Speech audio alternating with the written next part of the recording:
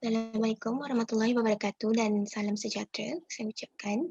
Uh, Pada kali ini kita akan adakan satu ceramah muamalah Islam yang bertajuk MLM Patuh Syariah.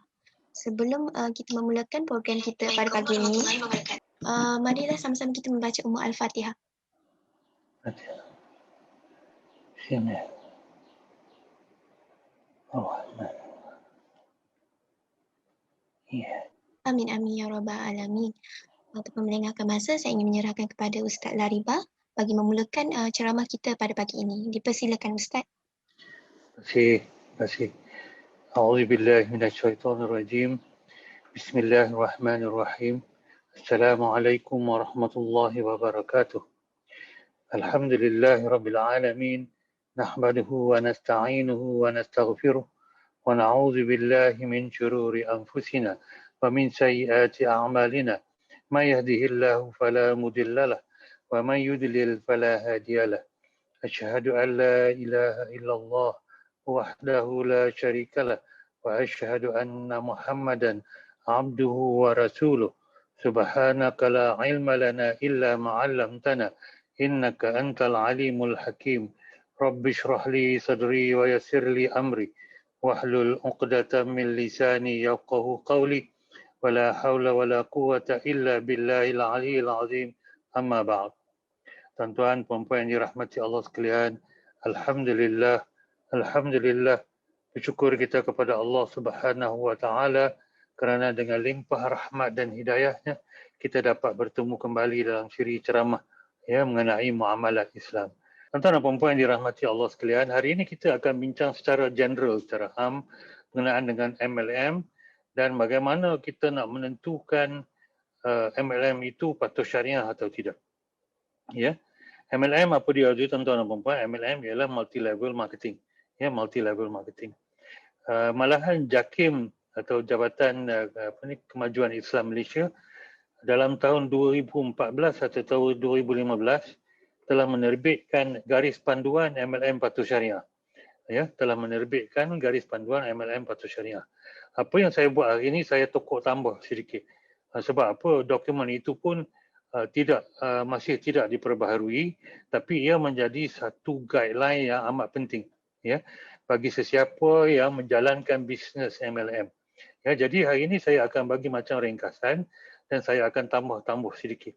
Saya pun telah memberi cadangan saya kepada JAKIM, tapi JAKIM sibuk macam-macam.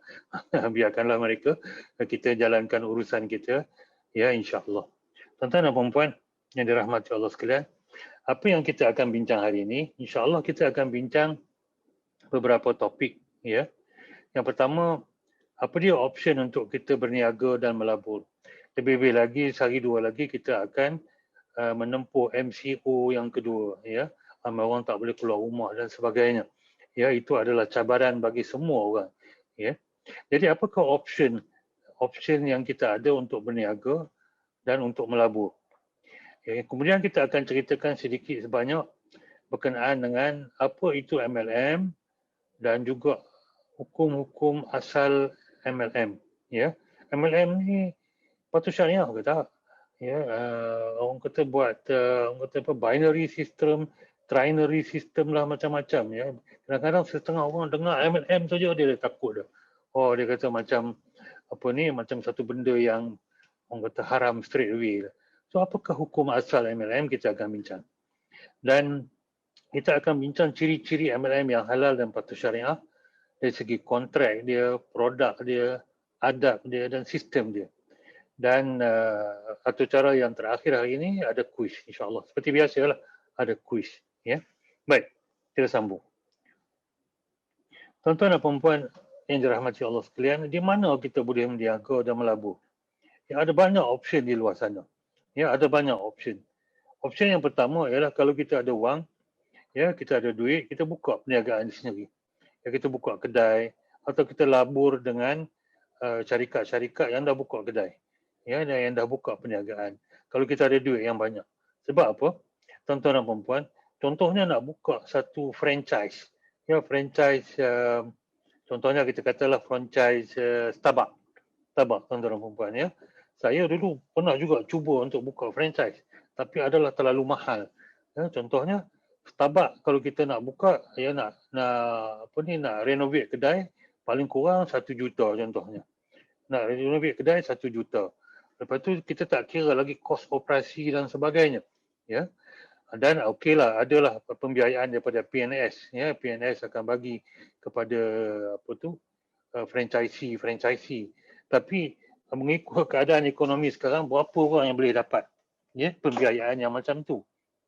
Jadi duit adalah banyak nak buat keluar. Jadi bila kita ambil pembiayaan 1 juta, maka kita kena bayar balik lah kan. 1 juta nak buka franchise dan sebagainya.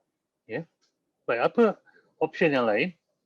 Option yang lain ialah kita jual beli hartanah, property. Ya, ramai orang dia buat ialah dia ada duit, contohnya dia buat simpanan 50,000, dia beli satu property, kemudian dia beli property lain, dia jual property dan sebagainya. Ya. Itu kena kena ada satu dana yang agak besar, beratus ribu kadang-kadang untuk kita rotate. Dan kadang-kadang apabila harga rumah jatuh, dia kena hold rumah tu dulu. Ya, hold rumah tu dulu. Dan pula ada juga kekangan daripada kerajaan, kalau kita beli rumah yang kedua, ketiga, jumlah pembiayaan yang kita boleh dapat itu berkurangan sampai ke 70%. Jadi duit banyak dia kena pusing benda tu. Kalau dia nasib baik, dia planning yang baik, dia akan dapat untung yang banyak. Tapi cycle hartanah ni adalah orang kata panjang, ya. Contohnya beli rumah yang dah siap atau belum siap, lepas tu nak jual ambil masa 6 bulan, 12 bulan dan sebagainya. Kadang-kadang lambatlah nak jual lah, kadang-kadang macam-macam. Ya, baik. Jadi kalau kita nak buka perniagaan sendiri, kita nak buat perniagaan hartanah, ia memerlukan dana ataupun wang yang besar. Ya, kemudian apakah option yang lain? Simpanan emas. Simpanan emas ni adalah begitu popular sekarang. Simpanan emas ini ada 2-3 option. Yang pertama ialah kita pergi beli emas, kita simpan kat rumah. Ya, kita simpan kat rumah, tengok harga naik. Masuk Kiko, tengok harga naik macam mana. Ya. Ataupun kita melabur dengan akaun simpanan emas. Banyak syarikat di Malaysia buat akaun simpanan emas. Contohnya Bank Muamalah, Affin Islamic, Hello Gold, Goldina, Yapim dan sebagainya. Mereka buat akaun simpanan emas. Di mana kita beli emas, mereka akan simpan untuk kita. Ya, itu adalah option yang baik. Sebab apa? Ada setengah-setengah syarikat ya bagi kita melabur dalam simpanan emas ya serendah RM10. Yang tu topik lain. Sebenarnya minggu lepas kalau tuan-tuan tengok dalam saya punya Facebook, saya dah buat siri pertama berkenaan dengan akaun simpanan emas. Jadi itu option yang baik juga. Ya, option yang baik. Ya, kalau pada sesiapa yang suka melabur saham pula, ya, dia melabur saham patuh syariah di Bursa Malaysia. Ada lebih 740 saham patuh syariah di Bursa Malaysia. Tapi ini perlu pengalaman teknikal atau ilmu teknikal. Seperti technical analysis dengan fundamental analysis. Kena belajar benda tu.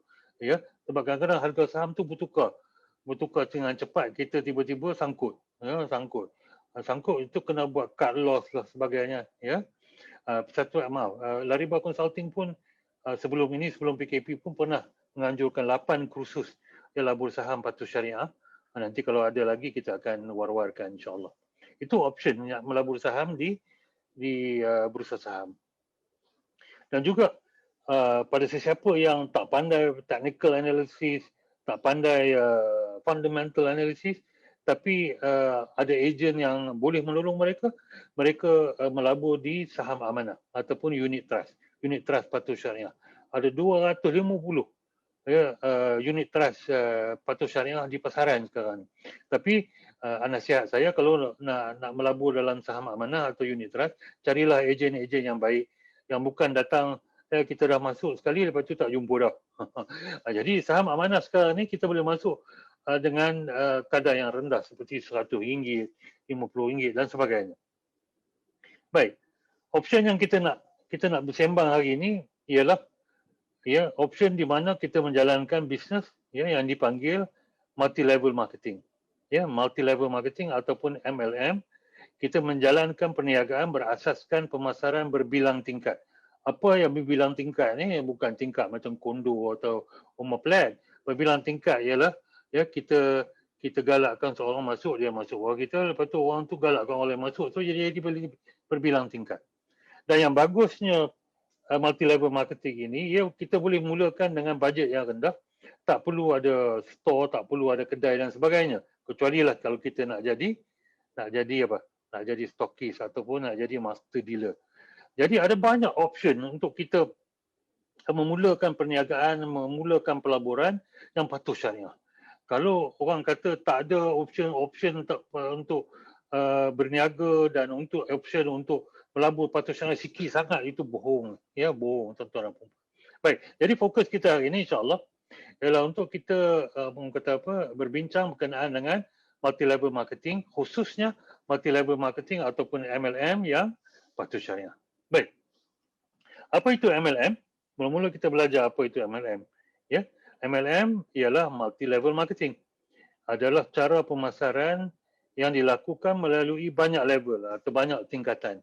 Yang biasa dikenali sebagai istilah upline. Upline orang yang bawa kita masuk dalam bisnes. Dan downline. Downline ialah tingkat bawah, orang yang kita bawa masuk dalam bisnes kita. Jadi perniagaan MLM digerakkan dengan jaringan ini sama ada yang bersifat vertical. Vertical maksudnya building that, ya, atau horizontal iaitu building with, ya, kiri kanan atau gabungan di antara keduanya. Baik, ada banyak sistem MLM. Satu, ada sistem MLM yang tiada sekatan. Tiada sekatan maksudnya kita boleh sponsor berapa pun orang, ya, with, dan orang tu boleh sponsor berapa ke dalam. Masa saya belajar MLM tahun 1995, yang saya masuk MLM tahun 1995, ya, dalam MLM itu dia tak ada sekatan lebar dengan dalam, ya, tapi kami belajar teknik-teknik di mana kita bina dalam supaya kita punya network tu kuat dan sebagainya, ya. Contohnya TDC pula dia buat dari segi binary, maksudnya cabangnya ada 2 dan 2, tiap-tiap seorang boleh sponsor 2 saja, melainkan kita buat placement.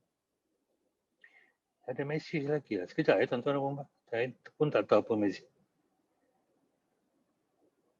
Okey. Baik. Itu tak ada apa. Dia banyak alhamdulillah. Ya. Baik. Jadi MLM juga dikenali sebagai network marketing. Yang kita panggil sebagai pemasaran berangkai. Ya, di mana kita memasarkan produk dan dalam masa yang sama kita mengembangkan rangkaian perniagaan kita sendiri. Dia lebih kurang mirip kepada perniagaan biasa. Di mana kalau kita dapat satu pengilang dia nak distribute produk dia appoint distributor. Ya, dia appoint distributor. Distributor dia akan appoint dealer. Dealer dia akan jual kepada kedai-kedai dan sebagainya. Bezanya perniagaan biasa dengan MLM ialah apabila mereka jual kepada distributor atau level seterusnya, mereka tidak akan dapat ganjaran dari segi jualan kumpulan dan sebagainya. MLM lain, ya. Baik. Sistem MLM adalah baik untuk syarikat baru yang mempunyai bajet kecil dan tidak mampu menubuhkan cawangan sendiri. Sistem ini juga digunakan oleh syarikat-syarikat besar untuk memasarkan produk mereka. Kenapa tuan-tuan dan puan-puan? Ya, dalam kita memasarkan, contohnya saya ada produk saya sendiri. Produk nak bagi muka putih. Muka tak putih-putih kan. Jadi produk nak bagi muka putih. Tiba-tiba pakai jadi putih. Jadi saya nak jual. Pergi kat Tesco, pergi dekat Giant dan sebagainya. Memang susah nak masuk. Saya pernah buat interview dengan Tesco masa ketika isu-isu BMF dan sebagainya. Bagaimana mereka mengambil produk-produk ni dan letak di rak-rak mereka. Contohnya Tesco contohnya. Tesco, okey, dia kalau dia setuju ambil produk kita, dia jual untuk kita, dia punya payment term ialah 6 bulan. 6 bulan tuan-tuan. Hari ni dia jual 6 bulan baru dia bayar tuan-tuan. Macam mana kita nak survive? Jadi kebanyakan orang yang ada produk tak jual dekat Tesco sebab dia punya payment term jauh sangat, lama sangat, ya. Tapi kalau orang nak jual juga dekat Tesco, mereka kena ada bajet untuk tahan lama lah. Tapi kalau Tesco jual 6 bulan, lepas tu dah masuk 6 bulan, dia dapat lah tiap-tiap hari. Kalau produk jual tiap-tiap hari, kena sustainability lah. Jadi kebanyakan peniaga yang baru ni tak dapat sustain atau tak ada capital yang tinggi macam tu nak sustain lama. Dia ada pekerja dan sebagainya. Jadi susah mereka nak jual. Saya pergi tengok dekat Tesco juga.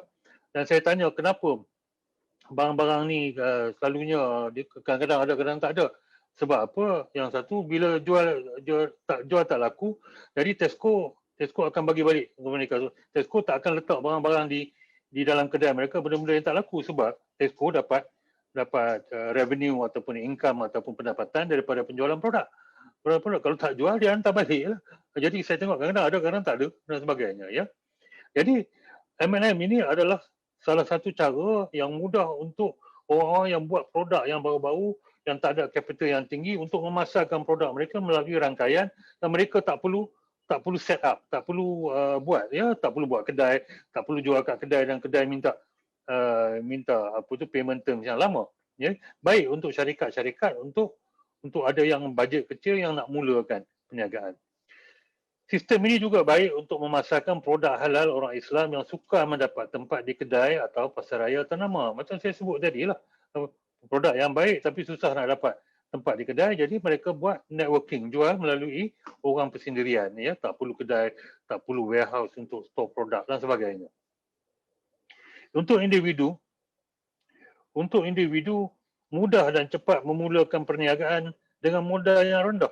Boleh buat separuh masa. Contohnya di TDC, ya, 120 saja dah boleh mula buat perniagaan, atau 330. 330. Ya, modal yang rendah. Lepas tu pula boleh buat part time, ke petang, siang kerja, petang balik, tak jual dan sebagainya, ya, dan sebagainya untuk dapat pendapatan tambahan. Lebih lagi keadaan ekonomi yang tidak menentu, tak boleh jual tepi jalan lah, kedai semua kena tutup. Tuan-tuan tak payah tutup kedai sebab berniaga daripada rumah. Betul tak? Ya. Dan berpeluang memperolehi insentif melalui jualan individu atau kumpulan yang diberi nama overriding. Maksudnya, bila kita jual, kita dapat margin, ya, kita dapat markup tu. Dan kalau kita ada grup kita jual, ya, kita pun boleh dapat overriding. Overriding maksudnya indirect commission daripada hasil penjualan atau jumlah penjualan kumpulan kita. Ya. Jadi ada banyak cara untuk kita strukturkan MLM itu mengikut orang kata apa yang kita tahu, tapi yang penting hari ini kita nak tengok struktur yang macam mana patut syariah, ya, struktur yang mana yang tidak patut syariah. Baik. Apakah hukum MLM? Orang tanya apakah hukum MLM? Setiap kali orang tanya saya, apa ustaz hukum-hukum? Ya, saya selalu recommend kepada orang, bila saya nak bagi hukum ni, saya bukan orang yang pakar nak bagi hukum. Saya akan cari, ya, pakar-pakar yang lain untuk bagi hukum yang baru saya bagi tahu. Tapi apa yang penting apabila kita semua sebagai manusia biasa yang selalu, ya, mencari ilmu dia, mencari pengalaman ni, ialah apabila kita nak sesuatu hukum, kita mesti dapat huraiannya. Kenapa hukum dia harus, kenapa hukum dia makruh, kenapa hukum dia haram dan sebagainya. Baru kita dapat belajar. Kalau kita tanya apa hukum ni, dia kata haram. Okey, besok kita tanya apa hukum ni, apa dia harus. Kita belajar apa, kita tak belajar apa. Kita belajar bertanya aja. Ya, baik. Jadi apakah hukum MLM? Kita pergi kepada kaedah fiqh. Ya, kaedah fiqh al-aslu fil muamalatil ibahah. Ya. Hukum dasar muamalat adalah mubah. Jadi ulama telah merumuskan satu, dia panggil kaedah fiqh atau kaedah fiqh ataupun dia panggil legal maxim dalam bahasa Mak Saleh, ya. Hukum dasar muamalat adalah mubah. Apa maksudnya tuan-tuan dan puan-puan? Hukum asal bagi setiap muamalat adalah harus selama mana tidak terdapat dalil dan faktor-faktor yang mengharamkannya. Apa saja dalam muamalat, apa saja sistem dalam muamalat, dalam berurusan antara manusia dengan manusia adalah halal selama mana tidak terdapat dalil atau faktor-faktor yang mengharamkannya. Ini adalah opposite atau berlawanan dengan hukum dasar fiqh ibadah. Fiqh ibadah macam apa? Puasa, zakat, pergi haji semua. Hukum dasar fiqh ibadah adalah haram melainkan ada dalil yang mengharuskannya. Maksudnya kita tak boleh mengubah fiqh ibadah melainkan ada dalil yang mengharuskan. Kalau solat 5 kali sehari, ya, kita tak boleh ubah, ya. Haram kita mengubahnya melainkan ada dalil. Memang tak ada dalil lah 5 kali sehari sembahyang. Tapi fiqh muamalah hukumnya asalnya adalah harus kecuali kalau ada dalil yang mengharamkannya. Jadi bawa kereta adalah harus, ya, naik unta pun harus, nak kapal terbang harus, berniaga di kedai harus dan sebagainya harus. Tak perlu dalil untuk mengharuskannya. Dia tak perlu dalil untuk mengharuskan apa-apa fiqh muamalah. Baik, saya terangkan. Justru itu, untuk menghukum sesuatu muamalat sebagai haram mestilah bersandarkan kepada dalil. jika tiada dalil dan faktor haram, maka ia kekal harus. Maksudnya dalam muamalat sistem apa sekalipun, ya, tak perlu dalil untuk mengharuskannya. Kita kena cari dalil, ada tak dalil yang mengharamkan cara kita buat. Kalau ada, baru haram. Kalau tak ada dalil, dia tetap harus. Itu maksudnya kaedah fiqh, iaitu hukum dasar muamalat adalah mubah. Mubah maksudnya harus. Mengikut kaedah ini, kalau kita ambil kaedah ini, hukum asal apa-apa sistem perniagaan, termasuk MLM, adalah harus selama tidak ada faktor mengharamkan. Maksudnya, kalau kita nak haramkan MLM, kita kena cari dalil yang mengharamkan dia. Ya, yang dalil yang mengharamkan dia. Sebab itu kita nak mengharamkan sesuatu MLM, kita kena apa? Kita kena teliti dia punya marketing plan, operasi syarikat dan sebagainya. Kalau kita cari semua okey je, harusnya, maka MLM tu adalah harus. Dengan kata lain, keharusan sesuatu muamalat seperti MLM tidak memerlukan dalil. Kalau kita nak haruskan MLM, tak perlu dalil. Sebaliknya pengharusan apa-apa sistem MLM memerlukan dalil yang kuat, seperti haramnya kerana kepastian terdapat riba dan menjual barang haram. Jadi kalau kita nak tengok kita nak mengharuskan atau nak menghalalkan sesuatu MLM, tengok dia ada apa-apa yang haram tak. Nak cari yang harus, macam-macam harus, tapi kita tengok dia ada tak elemen-elemen yang haram seperti riba dan sebagainya. Barulah kita kata cara MLM ni adalah haram. Ya, baik, kita akan pergi sedikit cerita sedikit kemudian macam mana nak tengok MLM yang kemungkinan besar adalah tidak patuh syariah. Baik. Syarat yang pertama untuk patuh syariah, dia mesti ada kontrak. Ya, dia mesti ada kontrak. Dalam kontrak tu mestilah sah, bukan kontrak tulis 2-3 line ikut suka aja. Saya dah banyak tengok kontrak MLM kadang-kadang pening kepala. Bukan pening kepala apa, macam mana lah orang boleh tulis kontrak macam tu.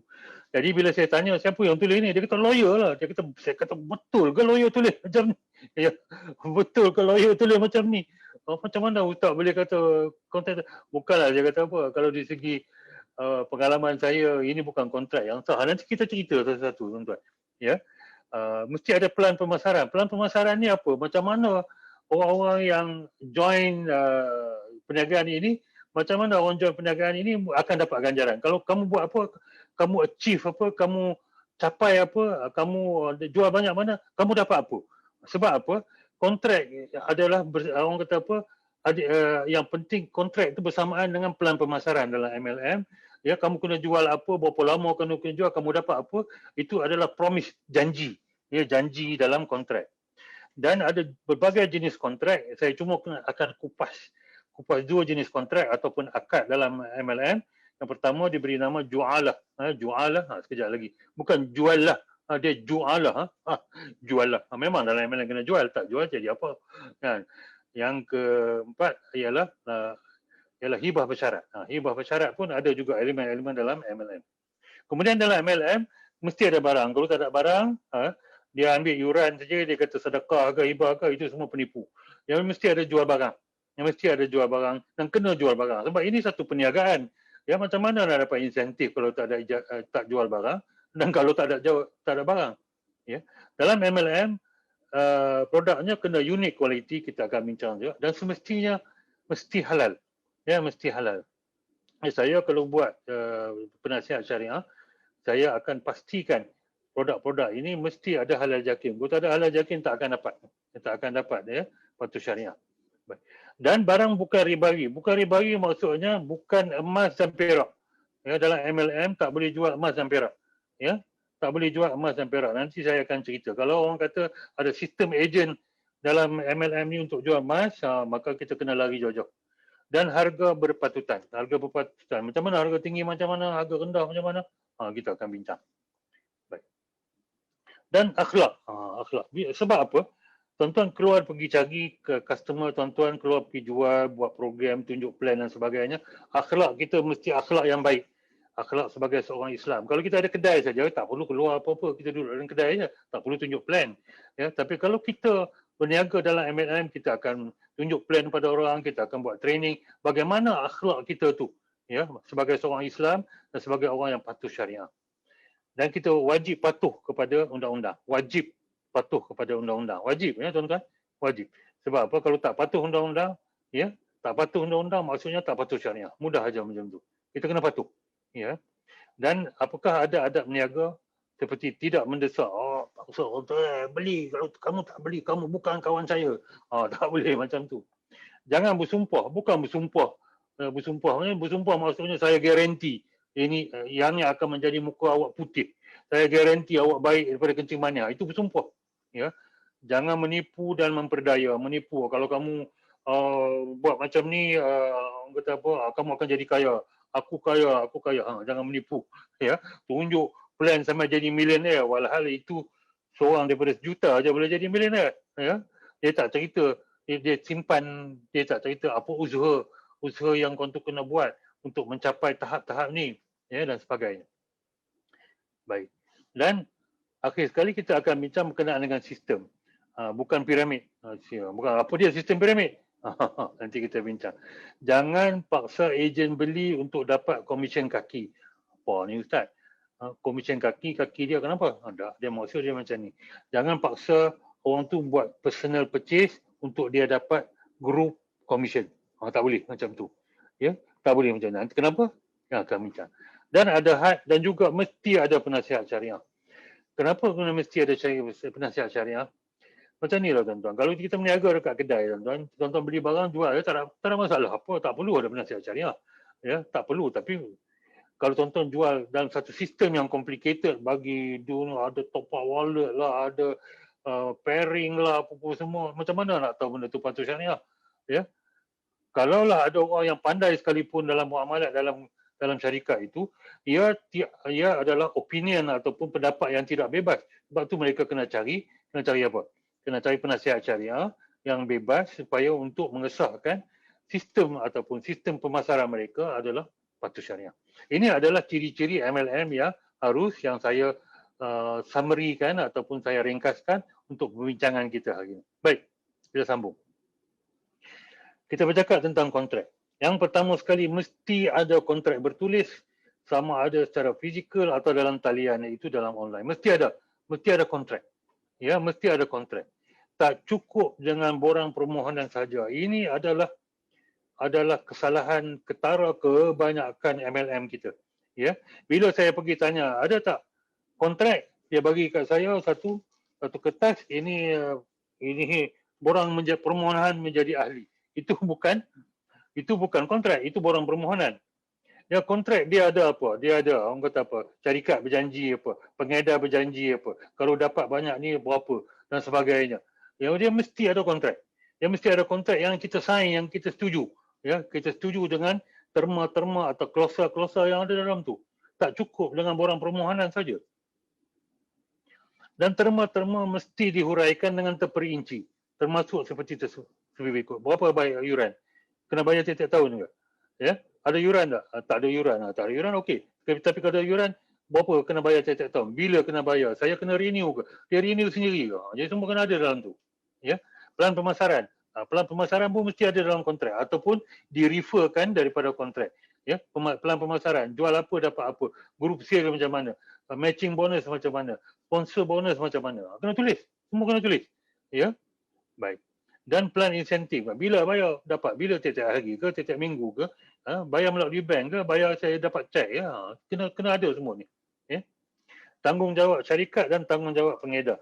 Tanggungjawab syarikat saya, okey, kalau kamu achieve certain target, saya akan bayar tiap-tiap hari atau tiap-tiap bulan ataupun minimal 100 baru saya bayar. Tanggungjawab pengedar. Pengedar macam mana? Adab dia macam mana? Kena tunjuk plan kat orang. Apabila dia sign up, dia wajib tunjuk plan. Saya menasihati semua dealer bahawa apabila kamu sign up orang baru, kamu wajib tunjuk plan kat dia. Wajib, at least sekali. Wajib tunjuk plan pada dia. Ya, plan yang rasmi. Bukan plan yang kita tulis ni, plan yang rasmi. Plan yang rasmi wajib tunjuk. Ya, dan macam mana dari segi adab-adab dalam tu. Ya, kalau orang kata apa? Kalau ada masalah macam mana? Kalau produk tak baik, produk hantar ada masalah, syarikat bertanggungjawab macam mana? Kena ditulis dalam tu. Kemudian dalam kontrak mesti ada tata cara aktiviti. Kalau nak buat pemasaran, kalau nak buat orang kata apa, boost kat mana-mana, apa syarat-syarat daripada syarikat. Kalau nak buat advertisement dalam Facebook, apakah syarat-syarat daripada syarikat dan sebagainya. So tata cara aktiviti kena ada. Tata cara aktiviti apa nak buat majlis ke apa pun kena ada. Ya. Dan penamatan kontrak. Kalau dah cemui orang Pulau Pinang panggil cemui. Ada orang Pulau Pinang sini. Kalau dah cemui dah, dah kaya-kaya dah, tak mau dah nak buat dah. Ya, macam mana kita nak tamatkan kontrak? Kita nak tamatkan kontrak ada 2-3 cara. Satu, ya, secara orang kata apa? Secara sukarela, kita tak nak buat bisnes dah. Macam mana nak tamatkan kontrak? Ya, boleh tak kita bagi barang kita balik kepada syarikat? Yang kedua, tamat kontrak sebab meninggal dunia. Ya, meninggal dunia. Macam mana syarat-syarat untuk transfer apa ni, dealership ni kepada orang lain. Ya. Yang ketiga, ditamatkan kontrak kerana tak patuh undang-undang dan tak patuh syarat-syarat. Itu macam mana?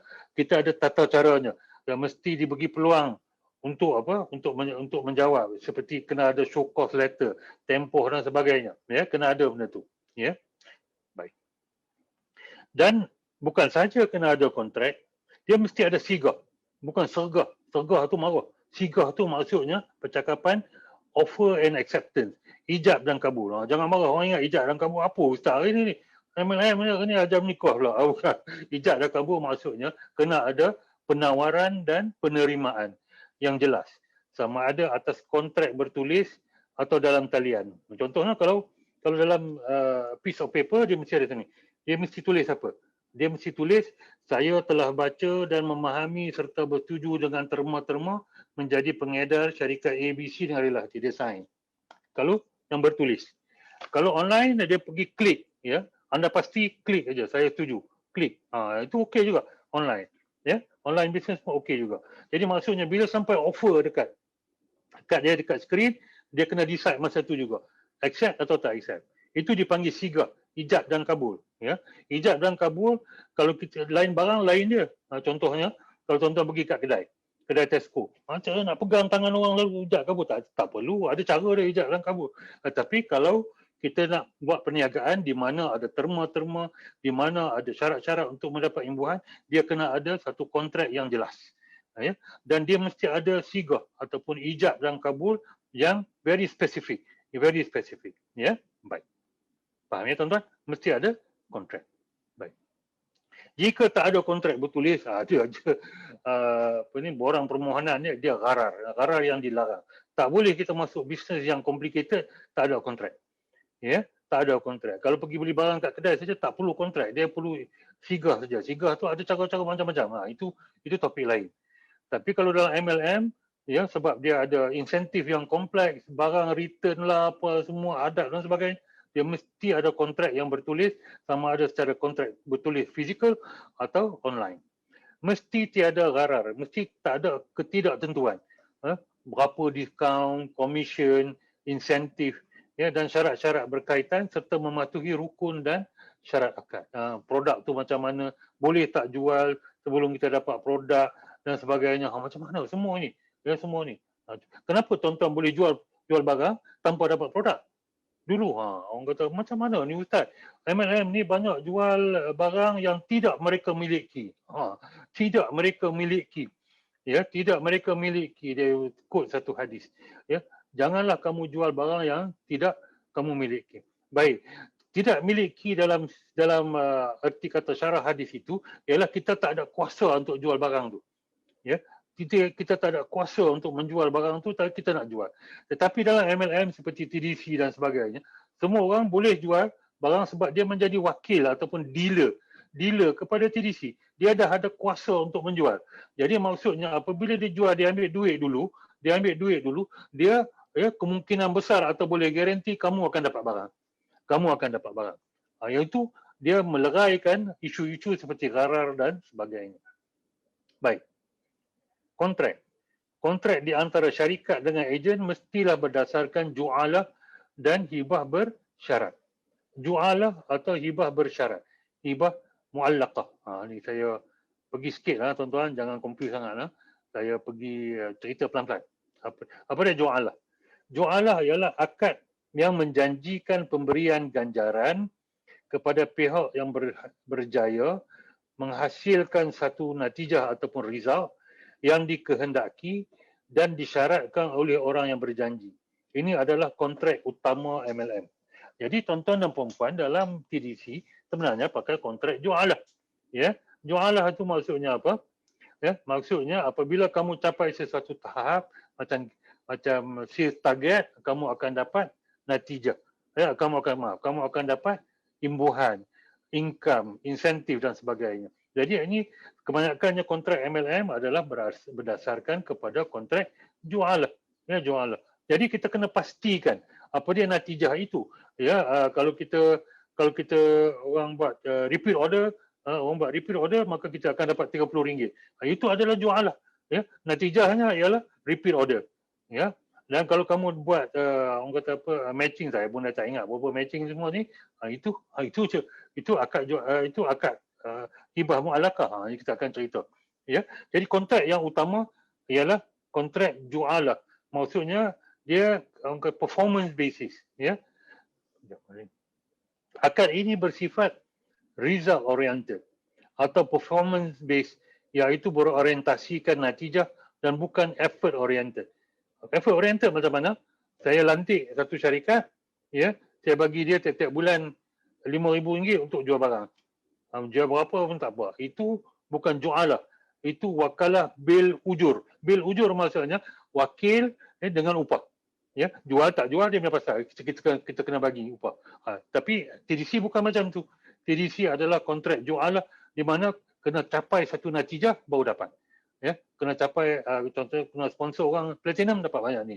Itu dipanggil natijah. Jadi kontrak apa? Kontrak jualah. Baik. Apa dia hibah mu'alakah pula? Ia adalah kontrak sampingan ataupun supplementary. Hibah ditaklikkan atau disyaratkan dengan berlakunya sesuatu perkara. Dia bunyi macam kontrak jualah. Ya. Hibah maksudnya hadiah. Mu'alakah maksudnya apa? Mu'alakah maksudnya bersyarat. Jadi hibah mu'alakah maksudnya hibah bersyarat. Dalam konsep ini, hibah hanya berlaku apabila syarat yang ditetapkan sudah berlaku. Kita ambil contoh. Contohnya, upline mendapat komisen bagi jualan kumpulan yang mungkin ada atau tanpa usaha beliau. Ya, dia bukan usaha dia pun kadang-kadang. Ya, grup dia achieve certain sale, dia dapat certain commission. Itu diberi nama hibah mu'allaqah. Hibah mu'allaqah. Dia mendapat hibah, hadiah daripada usaha grup dia yang dia telah bina.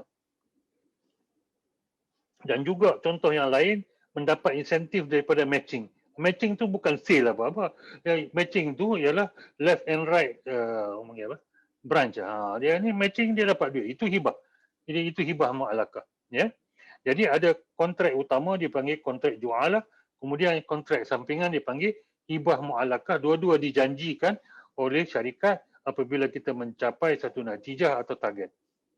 Baik. Kita pergi kepada barang dan produk. Barang dan produk. Baik, tuan-tuan dan puan-puan pun tahu kan bahawa harga barang dalam MLM kadang-kadang di kuateri mahal dan sebagainya. Baik, kita bincang sedikit berkenaan dengan perkara ini. Baik. Yang pertama ialah kena unique quality. Produk yang dijual lebih tinggi dari harga pasaran mesti mempunyai ciri dan kualiti yang unik. Ya, maksudnya kalau kita jual sesuatu produk dalam MLM, kita nak jual dengan harga yang tinggi sedikit, dia mesti berlainan daripada produk yang biasa dalam pasaran. Dia mesti berlainan. Ya.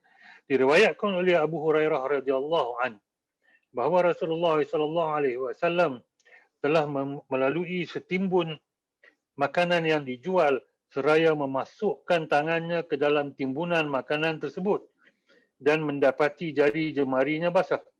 Rasulullah sallallahu alaihi wasallam bersabda, "Apakah semua ini, wahai pemilik makanan?" Lelaki itu menjawab, "Makanan ini telah ditimpa hujan, wahai Rasulullah sallallahu alaihi wasallam." Seraya Rasulullah sallallahu alaihi wasallam bersabda, "Kenapa kamu tidak jadikan yang basah itu di sebelah atas makanan agar manusia dapat melihatnya? Barang siapa yang menipu, maka ia bukan dari agamaku." Baik. Apa Nabi nak kata? Ya, kurma ni tuan-tuan dan puan-puan, kalau dia kering lagi mahal harga dia.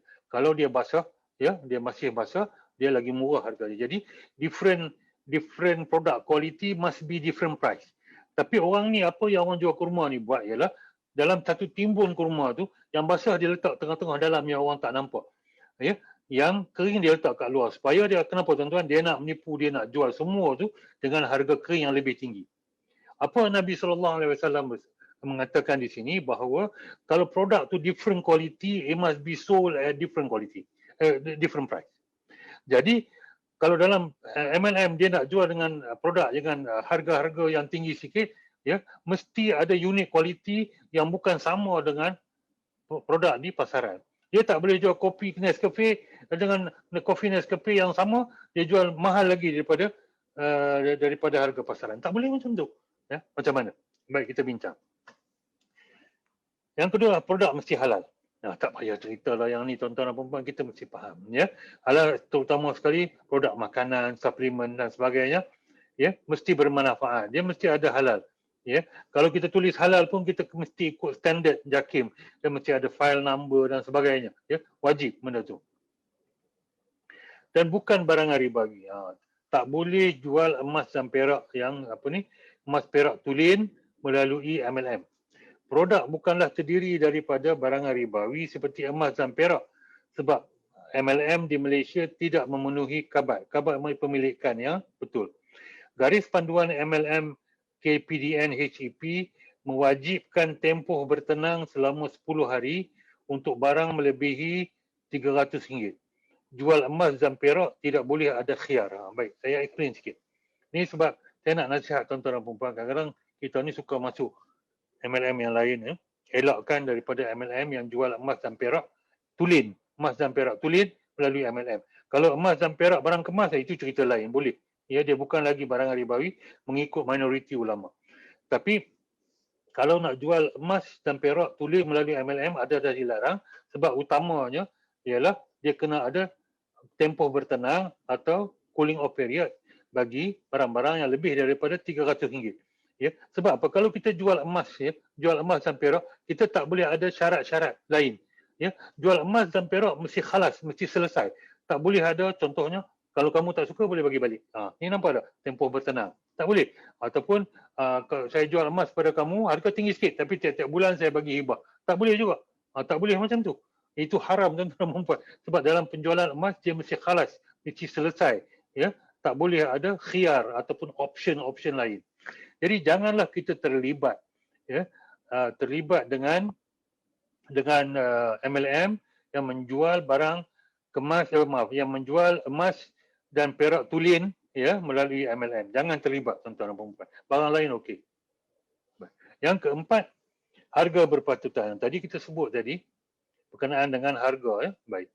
Mesti menjual produk, ya, dengan harga, boleh menjual produk dengan harga jauh lebih tinggi daripada biasa, ya, tapi kita mungkin terlibat dengan hubnun fahish.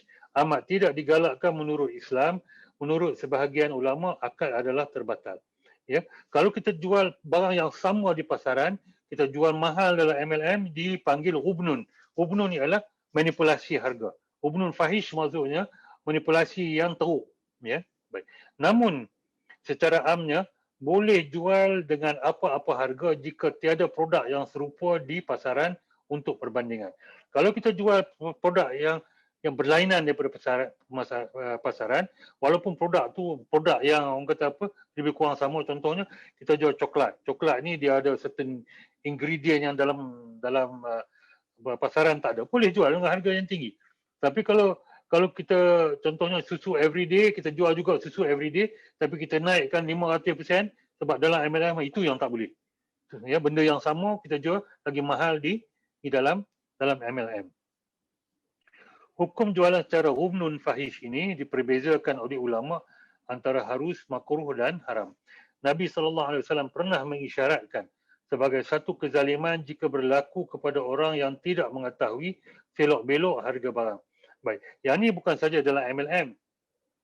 Contohnya, kita nak beli rumah orang tu. Kita tahu rumah orang tu sekarang ni harga pasarannya RM500,000. Dan kita tahu dia ni tak tahu harga pasaran. Dia ni mungkin doif sikit. Doif lah. Daif. Ya? Daif. Dia tak tahulah. Dia tak tahu sangat harga-harga ni. Kita pergi kat dia, kita kata, Mat, jual rumah kau RM400,000. Harga pasaran sekarang baru RM350,000. Kita tipu dia. kita tipu dia. Dia tak faham, itu dipanggil hubnun fahish. Batal dia punya akad tu. Ya, batal dia punya akad tu. Ya, dia menipu harga, ya, dia turunkan harga, dia tipu harga pada orang tu yang tidak mengetahui selok-belok harga pasaran. Baik. Saya ambil contoh kita jual Nescafe. Ya. Ini contoh yang contoh aja, dia bukan benda real. Kita jual Nescafe dalam MLM dan Nescafe yang sama dijual juga kat luar. Ya. Bila dijual di kedai, dia jual RM25. Harga sebenar RM25. Beza harga tak ada. Jadi dia jual di kedai runcit, dia jual RM25. Tapi kita ambil Nescafe itu kita jual. Kita jual apa? Kita jual dalam MLM, kita jual RM80. Ya, harga sebenar RM25. Ya, harga bezanya RM55. Benda yang sama kita jual lagi tinggi. Sebab apa? Sebab MLM saja. Ini yang tak boleh ni tuan-tuan dan puan-puan. Ya, ini yang tak boleh. Ya, benda yang sama, exactly the same, kita jual dalam MLM, kita naikkan harga begitu tinggi. Ya, baik. Jadi perbezaan inilah boleh dinamakan sebagai hubnun sebab kandungannya sama sahaja. Kemungkinan ia adalah bertujuan utama MLM kopi ini ialah untuk mengedarkan wang bukan produk. Dia untuk mengedarkan wang sahaja. Ya, bezanya tu untuk bagi duit pada orang saja. Lainlah kalau produk itu unik dan tak ada perbandingan di dalam market, yang tu boleh jual ikut suka harga kita. Asalkan orang rela untuk menjualkannya. Faham ya tuan-tuan? Baik. Patuh undang-undang. Janji kesembuhan penyakit adalah dilarang sama sekali. Tuan-tuan dan perempuan tak boleh janji kesembuhan. Walaupun ada orang lain yang mungkin ambil produk itu, dia... Sekejap tuan-tuan, ada call pula. Jadi apabila kita buat perniagaan MLM, ya, kita mesti patuh undang-undang. Antara patuh undang-undang, kita tak boleh janji kesembuhan penyakit. Ataupun ambil contoh orang lain sebagai testimoni, dia jadi baik bila makan produk tu. Sebab apa? Kita pun tak tahu dia makan produk tu dia jadi baik ataupun dia jadi baik sebab benda lain. Tak ada proof. Tak ada proof yang betul. Jadi apabila kita nak ambil testimoni, ada cara-caranya yang kita kena lakukan. Tak boleh ambil terus dan terus sebarkan. Tak boleh. Ya, dia mesti ada cara. Contohnya kita kena ada disclaimer dan sebagainya. Itu kena ada. Ya, sebab ada setengah produk pula ambil jadi pandai pula. Tak payah belajar. Orang kata ambil produk tu pun terus dapat. Ya, terus jadi geliga orang kata. Tak boleh macam tu. Ya, tak boleh ambil dia kata pass exam. Wah, dia belajar sungguh-sungguh. Ya, suplemen tu cuma nak bagi semangat pada dia saja. Nak bagi dia orang kata apa? Nak bagi dia energi sikit, itu je. Bagi energi tak sama dengan bagi jadi pandai. Kalau macam tu budak-budak tak payah belajar makan ni vitamin 200 pil sehari jadi pandai. Wahal tiada bukti makmal atau ujian lapangan atau field test yang membuktikan kesahihan kebesaran produk itu. Sebab itulah dia kena ada proof. Proof dia kena buat field test, ya, lab test dan sebagainya. Kita mana ada produk kita buat field test dan lab test dia boleh baik macam tu. Tapi kita boleh kata ia baik untuk yang ni. Bukan dia menyembuhkan. Dia baik untuk yang ni, dia baik untuk yang tu. Itu pun kena ikut undang-undang. Ada cara-cara dia dalam akta dan sebagainya. Ya, kita kena patuh undang-undang. Pamer testimoni yang tidak mengikut akta ubat, iklan dan makanan. Kita kena pastikan. Rujuk kepada syarikat macam mana kita nak buat iklan. Dan syarikat pun ada brosur-brosur tersendiri yang telah ditapis. Jadi boleh ikut yang tu. Seperti janji kulit akan jadi putih sekelip mata. Janji anak akan jadi pandai bila makan suplemen. Tak boleh cakap macam tu tuan-tuan. Ya, tak boleh ya. Baik, dan syarikat mesti ada lesen akta jualan langsung. Ya, mesti ada lesen akta jualan langsung. Tak ada lesen, tak boleh buat MLM. Jika tiada lesen AJL, tidak patuh syariah sebab tidak patuh undang-undang. Ya, sebab apa? Allah Subhanahu Wa Taala berfirman dalam surah An-Nisa ayat 59, maksudnya, wahai orang-orang yang beriman, taatilah Allah dan taatilah Rasul dan ulul amri. Ya, yang ini pemegang penguasa ataupun kerajaan di antara kamu. Ya, sebab apa? Kita kena patuhi undang-undang negara sebab dia orang nak monitor kita punya ni dan make sure bukan scammer yang dapat lesen AJL dan sebagainya. Dan mematuhi syarat-syarat lesen seperti tempoh bertenang, ya, ada kad kuasa dan sebagainya. Faham ya tuan-tuan? Baik. Baik, kita pergi kepada adab berniaga. Ya. Kita ni semua hari ni ya ada berapa orang dalam ada lebih kurang 180 orang. Ya, kita niat berniaga ni kita nak cari keredaan Allah. Lepas tu kita nak buat perniagaan ini secara patuh syariah. Bila patuh syariah, insya-Allah kita akan dapat keredaan Allah. Ya, sebab apa? Orang Islam tak masuk syurga sebab amalannya. Ya, sebab apa? Sebab redha Allah, itu je.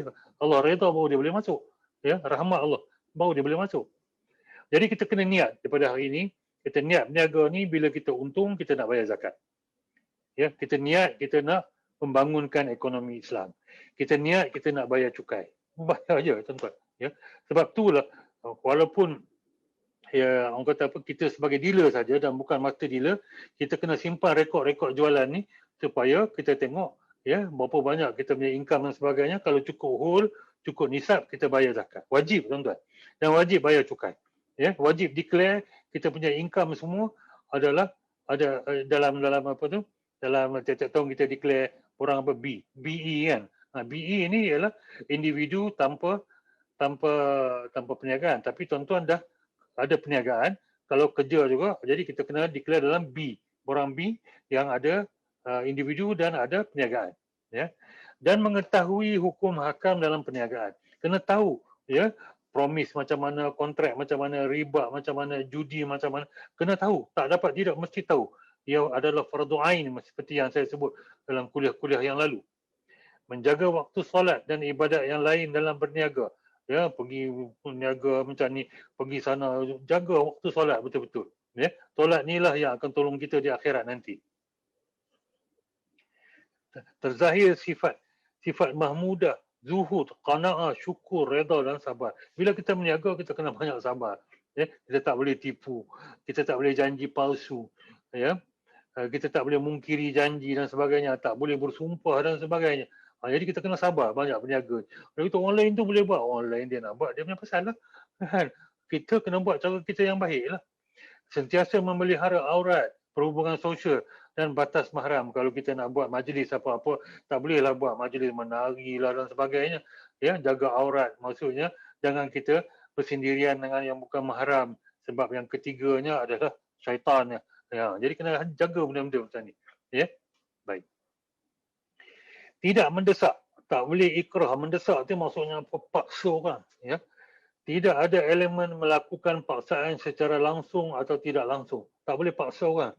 Ya, sebab Allah Subhanahu Wa Taala berfirman maksudnya, wahai orang-orang yang beriman, janganlah kamu makan iaitu harta-harta kamu sesama kamu dengan jalan yang salah, tipu, judi dan sebagainya, kecuali dengan jalan perniagaan yang dilakukan secara suka sama suka di antara kamu. Jadi maksudnya dalam perniagaan ni mesti ada elemen redha dan rela. Ya? Jadi kita tak boleh paksa dia. Engkau tak beli, engkau bukan kawan aku. Kalau engkau tak beli, aku tak nak kawan kau lagi. Ya? Tak boleh buat macam tu. Ya, tak boleh buat. Engkau Mat, engkau kan kawan aku. Ya? Tolonglah aku. Susahlah kita macam ni kan. Tak boleh kata kat kawan macam tu.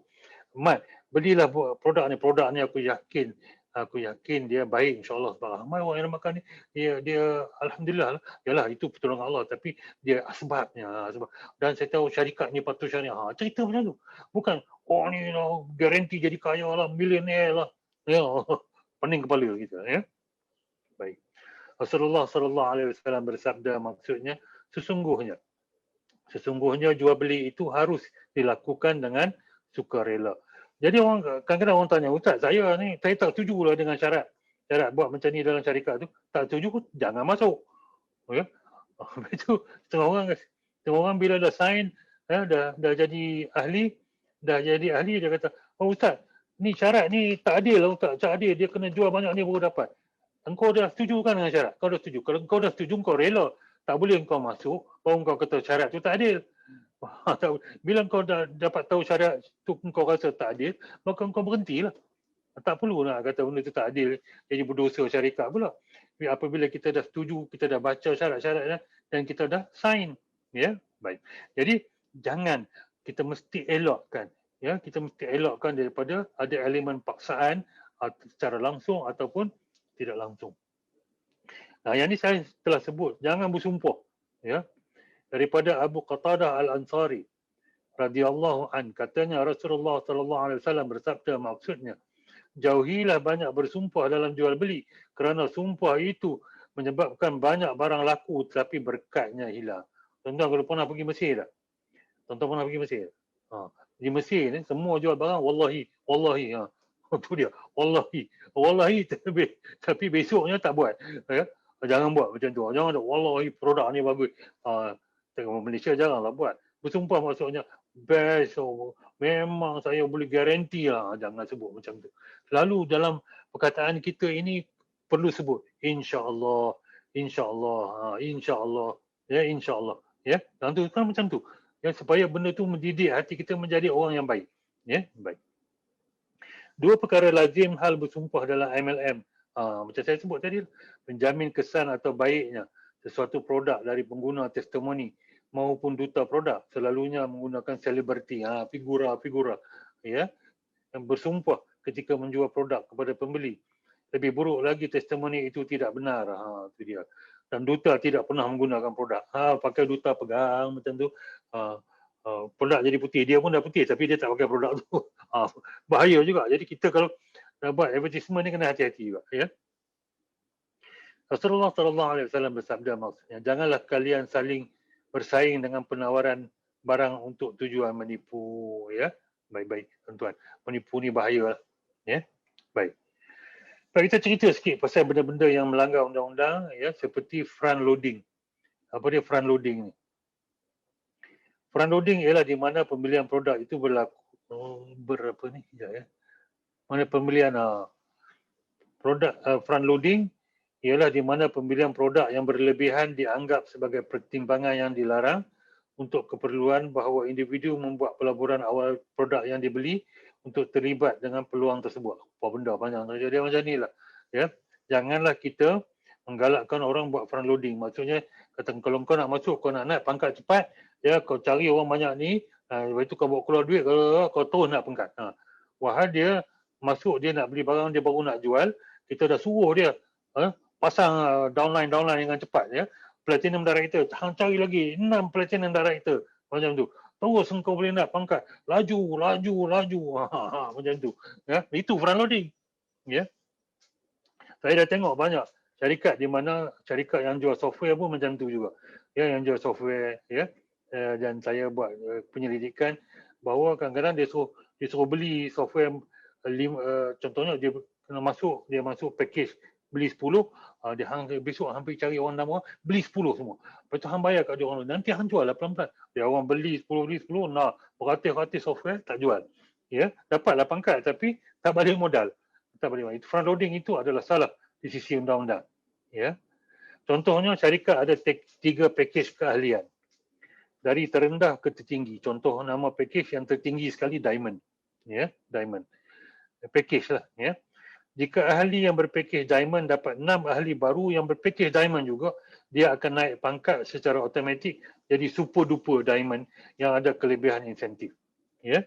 Maka syarikat atau upline akan cuba memaksa ahli baru, ya, supaya cari 6 orang, ya 6 orang apa? 6 orang ahli baru, 6 orang mangsa untuk menjadi ahli berpackage Diamond dan dibiayai oleh ahli baru tu. Dia kata, hang pergi buat loan 10,000. Nanti kalau orang tu cari itu ya, ramai orang masuk MLM dia marah. Sebab apa? Dia kena buat loan, barang tak jual sebab banyak front loading. Cara ini diduplikasi walaupun tiada dalam pelan pemasaran. Tak ada dalam pelan pemasaran, ya, tapi syarikat galakkan ahli untuk cari ahli baru untuk buat front loading. Itu adalah salah di sisi undang-undang. Ya, salah besar tu. Ya. Baik. Dan MLM bukan sistem piramid. Apa dia sistem piramid, tuan-tuan? Akan jadi sistem piramid apabila kita lebih menitik beratkan aspek mencari downline daripada jual produk. Ya, commission bukan tertumpu kepada penjualan produk. Ya, bukan tertumpu kepada repeat order, personal usage dan sebagainya. Ya, dia nak cari downline saja. Tak apa cari downline yang beli. Ya, tapi yang aspek yang bahaya ni ialah di mana syarikat-syarikat MLM mengenakan yuran penyertaan yang tinggi seperti 500, 300, dia pergi cari downline, ya, bila orang masuk 500 dia dapat 200. Produk tak jual, dia dapat yuran saja. Yuran adalah tinggi, baru saya sebut. Dan upline mendapat imbuhan daripada yuran ahli baru. Kalau tuan-tuan dan perempuan mendapati ada syarikat MLM yang kenakan yuran tinggi dan sponsor dia dapat sebahagian daripada yuran, itu sahih sistem piramid. Sahih. Dia mendapat ganjaran daripada yuran, daripada duit. Ya. Tiada produk. Wang adalah subjek walaupun digunakan terma, derma, infak dan sumbangan. Ada juga sistem-sistem piramid di mana dia kata tuan-tuan dan perempuan buat bagi derma RM100, kemudian cari orang yang derma RM100 dan tiap-tiap seorang yang bagi derma tu tuan-tuan akan dapat derma RM50. Apa dia trik dia di sini tuan-tuan? Dia guna perkataan derma, infak ataupun sumbangan. Baik. Derma, infak atau sumbangan adalah akad apa? Akad tabaruk. Dalam Islam dia panggil antara akad tabaruk. Tabaruk ialah apabila kita bagi pada orang, kita tak boleh ambil balik apa-apa pada dia. Itu kita panggil akad tabaruk ataupun jenis-jenis akad tabaruk seperti derma, infak dan sebagainya. Tuan-tuan bagi derma, tuan-tuan ambil balik tak? Apa-apa. Tak. Bila tuan-tuan bagi derma, tuan-tuan ambil balik, itu jadi jual beli. Contohnya kita pergi pada pudu. Kita pergi dekat pudu. Tuan-tuan yang duduk KL tahulah apa dia pudu. Orang pegang tongkat kan, orang pegang tongkat, dia jual apa tisu. Kan? Dia harapkan apa? Dia harapkan jual beli ke? Dia harapkan derma. Dia harapkan apa? Derma. Tuan-tuan bagi derma kat dia, tuan-tuan ambil tisu. Itu derma ke jual beli? Jual beli tu tuan-tuan. Jadi kalau kita nak derma, kita jangan harapkan apa dia? Imbalan ataupun kita jangan harapkan ya orang nak bagi balik. Ya. Jangan bagi balik. Jadi kalau orang buat MLM cara tu, dia kata ini derma, cari dermanya, itu adalah sistem piramid. Dia menjadi riba. Kenapa dia menjadi riba? Sebab kita bagi duit, dapat duit. Itu adalah akad pertukaran duit. Kalau kita bagi RM100, kita cari 6 orang yang bagi RM100, tiap-tiap orang yang bagi RM100, kita dapat 50. Maksudnya kita bagi RM100, kita dapat RM300. Beza 200 itu adalah riba. Kalau tak ada produk. Riba itu dosa besar pula. Elakkanlah. Janji untung dengan usaha atau tiada usaha. Kau masuk je lah ni. Aku janji dapat macam ni tiap-tiap bulan aku bagi hadiah pada kamu. Apabila tak payah buat kerja, dapat duit saja, dia jadi riba. Haram macam tu tuan-tuan. Ada tapi tak banyak lah. Tapi kadang-kadang dalam internet senang sangat. Masuk dalam tu tengok. Oh dapat macam ni tiap-tiap bulan. Oh dapat ni. Bagi RM1,000 tiap-tiap bulan dapat RM500. Bukan saja scam. Dosa besar pula tu. Ya, elakkan. Ya, jual produk tuan-tuan. MLM mesti ada produk dan mesti dapat imbuhan daripada penjualan produk. Okey. Baik, sistem piramid diharamkan Islam sebab macam saya sebut tadi, ia adalah riba al-fadal atau riba an-nasi'ah, iaitu meletakkan sejumlah wang, iaitu yuran penyertaan secara tunai dengan tujuan untuk mendapat sejumlah wang yang lebih banyak ya, yang berlaku secara tangguh. Ya, masuk dengan duit, harapkan dapat duit, tak payah jual barang. Ya.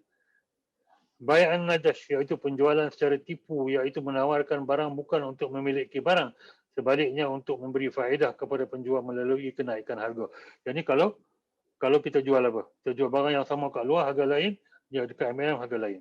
Keuntungan dalam Islam hanya boleh diperolehi jika ada usaha bila kita tanggung liability atau risiko. Kita letak duit sikit sebagai capital, kita beli barang, kita kena beli brochure, dan kita beli macam-macam ya. Itu adalah risiko yang kita ambil untuk dapat keuntungan. Itulah keuntungan yang harus ya. Keuntungan yang harus ya. Baik. Jangan paksa ejen membeli. Jangan paksa ejen beli untuk mendapat komisen kaki.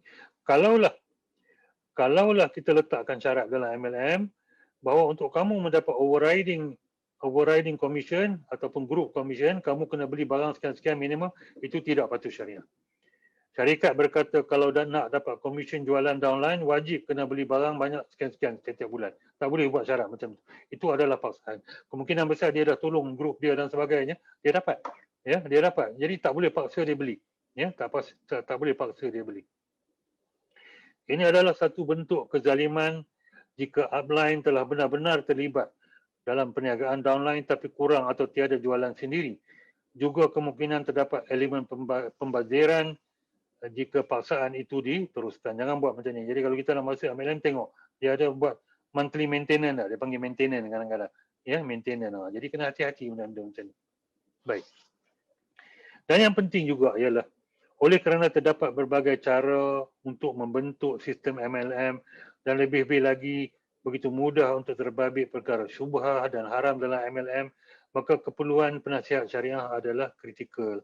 Saya saya dan rakan-rakan cuba untuk menolong, untuk memberi nasihat kepada banyak syarikat sekarang ni. Tak menang dah sebenarnya, saya cerita betul-betul. Ya, sebab apa? Tak banyak penasihat syariah yang bertauliah nak tolong dari segi retail market. Kebanyakannya nak kerja di bank, syarikat insurans dan sebagainya. Ya. Sebab apa? Nak tolong dari syarikat yang MLM dan sebagainya ni adalah satu perkara kerja yang remeh. Kerja remeh maksudnya banyak kerja kena buat. Ya. Kalau kerja kat atas tu duduk saja orang lain buat kerja. Betul tak? Jadi kami turun kat bawah ni supaya kami boleh tolong syarikat-syarikat yang macam ni yang tidak diambil perhatian sangat oleh penasihat syariah yang lain, dan kami akan tolong untuk beri nasihat supaya mereka patuh syariah. Jadi kalau kita invest sikit duit untuk ambil services ni, orang yang independen atau bebas untuk datang dan mengesahkan perniagaan kita patuh syariah. Penasihat syariah mestilah bebas, bukan sebahagian daripada ahli atau pengarah, supaya tidak konflik of interest. Tak boleh kita ambil penasihat syariah dalaman, ya, dia daripada pekerja kita ke ataupun dia sebagai director ke, tak boleh. Ya, dia mesti bebas. Sebaik-baiknya dilantik di permulaan secara rasmi, mesti lantik seorang eksekutif syariah dalaman untuk pantau operasi setiap masa. Kami pun recommend semua syarikat yang nak patuh syariah, dia mesti ada eksekutif syariah yang bekerja sebagai ni, dia akan buat pemantauan ni, dia akan report kepada penasihat syariah secara berkala melalui syarikat, melalui mesyuarat EJK syariah dan sebagainya. Baik.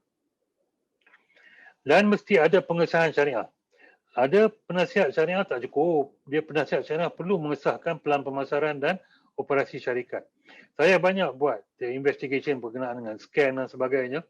Bukan calang-calang punya scam, tuan-tuan. Sejak 5 hingga 10 tahun yang lalu, apabila kami pergi jumpa, kadang-kadang mereka ada ustaz.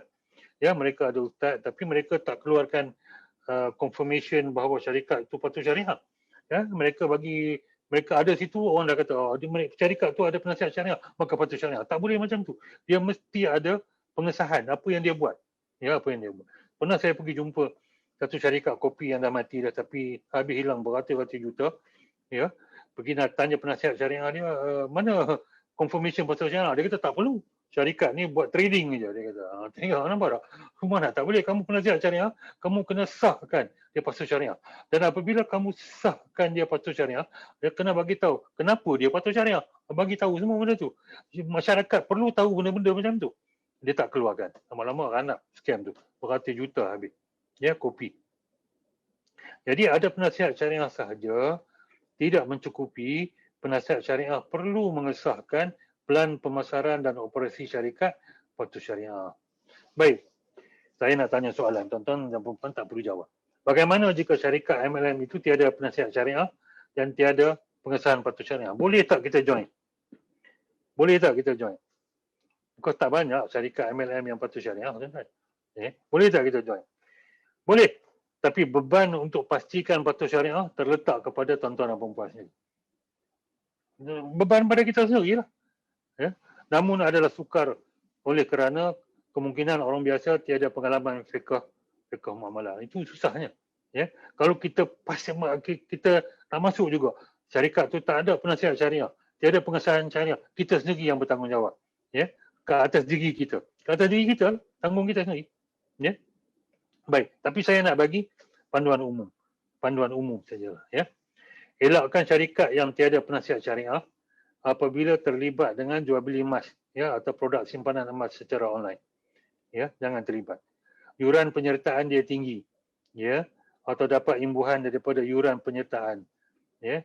Syarikat tu dia pula janji pendapatan pasif, tak perlu buat apa-apa, tak perlu cari orang, tak perlu jual barang. Apa punya syarikat? Tak perlu jual barang, tak perlu cari orang, bisnes apa? Ya. Bisnes apa, tuan-tuan? Bisnes memang kena cari orang, kena jual barang atau kena jual servis. Dia janji keberkesanan produk seperti sembuh penyakit dan sebagainya, dan produk-produknya tidak ada pengesahan halal. Kalau ada antara satu dengan benda ni, kita jauhkan diri. Ya. Sebaik-baiknya kita masuk dalam syarikat yang patuh syariah yang disahkan oleh penasihat syariah. Tuan-tuan dan perempuan nak terlibat dalam simpanan emas pun ada 10 syarikat. Ada 10 syarikat yang patuh syariah masuk dalam tu. Ya. Sebab apa? Syarikat yang tak patuh syariah kemungkinan besar scam. Contohnya ada seorang tulis pada saya, harga emas dia Harga kat luar 250 dia jual 200 je. Saya dengar macam tu saya tahu scam. Tak boleh orang nak balik modal pun nak jual emas 1 gram RM200. Tak akan balik modal. Dia buat simpanan emas. Bila dia buat simpanan emas, apa jadi tuan-tuan? Bila dia jual murah, emas pun tak ada. Dia buat tu, dia buat apa? Pyramid scheme lah dia jual. Tapi kita, emas murah. Dia mengaku pula patut syarah. Nah, macam-macam lah. Jadi hati-hatilah tuan-tuan.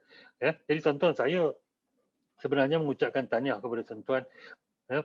Alhamdulillah kerana memilih syarikat TDC yang telah disahkan patut syariah. Ya, semoga Allah merahmati kita semua insya-Allah. Baik. Jadi tuan-tuan dan puan-puan, kalau ada masa, ya, walaupun 2013, saya tahu dalam tahun 2017 mereka cuba untuk tukar benda ni. Saya pun dah bagi cadangan, tapi saya rasa prioriti JAKIM lain. Jadi ada garis panduan perniagaan jualan langsung secara pemasaran berbilang tingkat menurut syariah. Jadi tuan-tuan boleh cari dokumen ni, boleh search dalam internet kalau jumpa, ya. Kalau jumpa boleh baca benda ni, ya. Mana tahu tuan-tuan dan puan-puan nak buat syarikat sendiri kan. Baik. Jadi kita buat ulangan sedikit, ya. Apakah ciri-ciri syarikat MLM yang patut syariah? Dia ada kontrak, ya. Dia ada kontrak yang sah, dia ada pelan pemasaran yang rasmi, dia menggunakan akad jualah dan juga hibah bersyarat ataupun hibah mu'allaqah, ya. Dia ada barang, dia bukan jual beli duit saja, ya. Barang dia unik, kualiti, halal, bukan barang ribawi, harga dia berpatutan. Berpatutan tak semestinya murah kan, ya. Ya, ada akhlak, dia patuh undang-undang, dia ada adab berniaga yang baik, ya. Dia adab berniaga yang baik, ya, dia tidak mendesak, tak memaksa orang masuk, ya, dia tak bersumpah, ya, dia tak menipu dan sebagainya, semua tertulis dengan baik. Ya, sistemnya bukan sistem piramid, ya, ia tidak memaksa orang beli untuk mendapat komisen kaki, dia ada penasihat syariah, ya. Tuan-tuan dan puan-puan, kalau ada soalan boleh tanya sekarang, insya-Allah. Ya, sebelum kita pergi kepada kuis. Ya, saya tengok. Okey, untuk sesi soalan, boleh type di chat untuk bertanya soalan. Nanti kita akan bacakan soalan daripada chat. Okey, ada soalan sini, ya. Macam Shopee jual lebih murah, patut syariah ke? Baik. Kita kena faham konsep jualan di Shopee dan sebagainya. Kalau orang jual kat kedai, dia perlu tambah kos, tambah kos kedai, tambah pekerja dan sebagainya. Apabila mereka jual dekat Shopee, kos-kos seperti kos kedai, sewa kedai, pekerja dah tak ada. Jadi mereka boleh jual secara murah sikit. Tapi kita kena faham satu benda, ya. Kalau dah pengilang tu dah tetapkan harga, tak boleh jual harga tu berbeza, maka jual di Shopee atau jual di mana-mana perlu sama. Ya. Selagi tak ada syarat tu, ya, tak boleh orang kata apa, tak jadi masalah dia nak jual murah ke apa ke semua. Baik, ada soalan ni. Soalan saya, sistem kutu sekarang, adakah sistem piramid berunsur riba? Ya, mohon okey, baik. Sistem kutu adalah dilarang di Malaysia. Ya, dilarang di Malaysia, ya. Tapi kalau nak buat kutu, buat antara kita yang apa-apa adik-beradik saja tak apa, tapi tak boleh buat kutu tu antara macam syarikat yang buat. Contohnya, ya. Baik, saya bagi contoh kutu yang pertama. Kutu yang pertama ialah kutu emas. Kutu emas adalah haram. Sebab apa? Apa dia kutu ni? Sistem kutu adalah sistem hutang. Sistem hutang sebenarnya. Ya, sistem hutang. Maksudnya contohnya, ya, saya bagi pinjam kat orang, lepas tu orang bagi pinjam kat saya. Betul tak? Sebab dalam kutu contohnya ada 10 orang. Contohnya setiap bulan seorang kena bagi RM100. Jadi mereka buat pilihan, undi. Jadi setiap bulan seorang akan dapat RM1,000. Baik, orang yang pertama dapat RM1,000, dia hutang dengan orang lain RM900, betul tak? Baik, dia dah bayar RM100. Jadi begitu juga setiap seorang tu. Ya, dia adalah sistem hutang atau sistem pinjam. Baik, kalau macam tu boleh lagi antara adik-beradik yang dekat-dekat, tapi tak boleh secara menyeluruh satu kampung atau syarikat. Itu jadi haram. Haram dari segi undang-undang. Baik, yang jadi masalahnya adalah kutu barang. Ya, kutu barang. Baik. Sebab apa? Bila kita bagi pinjam, pinjam. Dalam Islam, bila kita bagi pinjam duit, dia kena dapat duit. Ya, dia tak boleh bagi pinjam lain dapat barang lain. Ya, dapat barang lain. Ya, contohnya apa ni? Contohnya apabila kita bagi pinjam dalam kutu, kita janji dia nak bagi barang emas. Itu dah tak boleh. Tak boleh, haram tuan-tuan dan puan-puan. Haram. Sebab apa? Harga emas naik turun, dan juga bila dia selalunya ada ibu kutu, ya, ibu kutu dia dah ada barang tu, dia dah siap dah. Orang nak bayar bulan-bulan. Bila dia bayar bulan-bulan secara angsuran tu, itu adalah beli emas secara tertangguh. Itu haram yang pertama. Haram yang kedua ialah, ya, kita bagi pinjam dan orang bayar benda lain. Dah dijanji upfront, janji depan. Itu lagi tak boleh tuan-tuan. Tak boleh. Macam mana kalau kita nak bagi pinjam ke orang, dia nak bagi barang lain, boleh, tapi tak boleh janji. Tak boleh janji, tak boleh letak dalam kontrak semasa bagi pinjam. Masa bagi pinjam, ya, kata bila kau bagi pinjam dekat aku bagi balik vacuum cleaner, aku bagi balik periuk. Tak boleh kan? Ya. Melainkan bila kita bagi pinjam ke orang 1,000, masa nak bayar 1,000 balik tu kita kata, boleh tak aku bayar balik dengan emas? Boleh tak aku bayar balik dengan periuk? Itu okey. Tak boleh janji upfront. Jadi kutu barang secara umumnya tak boleh. Ya, secara umumnya tak boleh. Kejap ya, banyak soalan masuk ya. Bagaimana orang yang suka manipulasi sistem yang bagus demi kepentingan diri? Bagaimana cara terbaik menasihati agar mereka berhenti? Baik. Macam mana nak nasihat? Kata dia tak boleh manipulasi sistem. Ya, ada syarat-syaratnya dalam, sebab apa? Dia melanggar terma syarikat. Bila langgar terma syarikat, dia tak patuh syariah.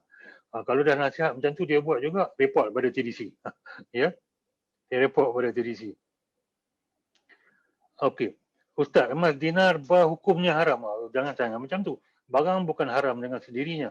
Emas dinar, emas yang tulen tuan-tuan, tak boleh beli secara hutang. Ya, tak boleh beli secara ni, dia kena bayar on the spot. Melainkan kita beli daripada syarikat, ya, yang patuh syariah, dia tahu cara mana nak buat supaya dia patuh syariah. Sebab tu kalau kita nak beli emas secara angsuran, kita nak beli emas simpan, kita kena pastikan syarikat itu patuh syariah. Salam Ustaz, bolehkah kita tunjukkan pendapatan hadiah imbuhan yang kita dapat dari syarikat kepada menggalakkan? Boleh, tunjuk yang betul. Tapi niat kena betul. Niat nak bagi semangat, bukan niat nak bagi ria. Itu susah tuan-tuan. Ya, susah. Senaraikan bisnes emas yang patuh syariah. Emas yang patuh syariah, Yapim Afin Islamik, Maybank Islamik ada emas. Gold Dinar, Public Gold, KAB Gold. Tuan-tuan, kalau nak tahu pasal emas, pasal perniagaan emas yang patuh syariah, pergi kepada saya punya Facebook, Ustaz Lariba, cari kuliah yang hari Sabtu lepas. Ya, dalam tu sudah sebut. Itu bahagian pertama. Bahagian kedua saya akan buat minggu depan. Public Gold okey ke? Public Gold ada penasihat syariah, okey.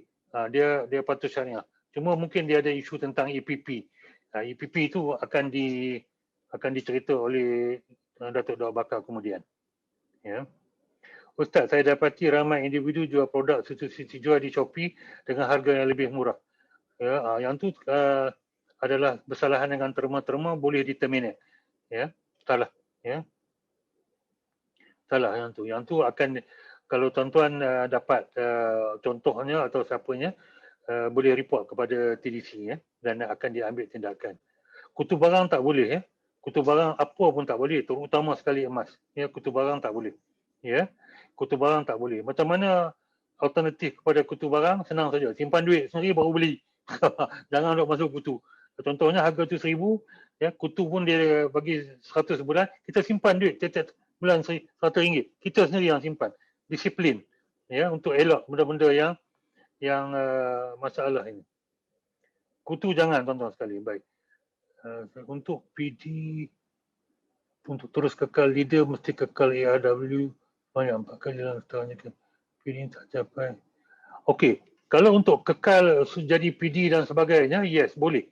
Boleh. Itu syarat lain. Dia bukan syarat beli minima. Ya, bukan syarat beli minima. Contohnya kita nak kekal jadi satu ni, kita boleh. Kita boleh letakkan kriteria. Bukan beli, maksudnya dia kena beli untuk komisen kaki. Itu lain. Ya, yang tu lain, ya. Ustaz ada leader cenderung mengawal dan mengepung rangkaiannya daripada bergaul daripada ahli rangkaian. Wow. Mengelirukan memberi. Yang ni kena report pada TDC lah, ya. TDC. Baik, tuan-tuan dan puan-puan, kalau nak tahu berkenaan dengan kutu, boleh search dalam Ustaz Laribah, dia punya kutu Facebook, dan kalau nak tahu secara individu, boleh minta daripada TDC akan minta pada saya, ya. Ya, baik. Saya rasa cukup dah soalan banyak tu. Kalau ada soalan lain, serahkan kepada TDC dan insya-Allah saya akan jawab. Kita teruskan kepada kuis. Kuis tentang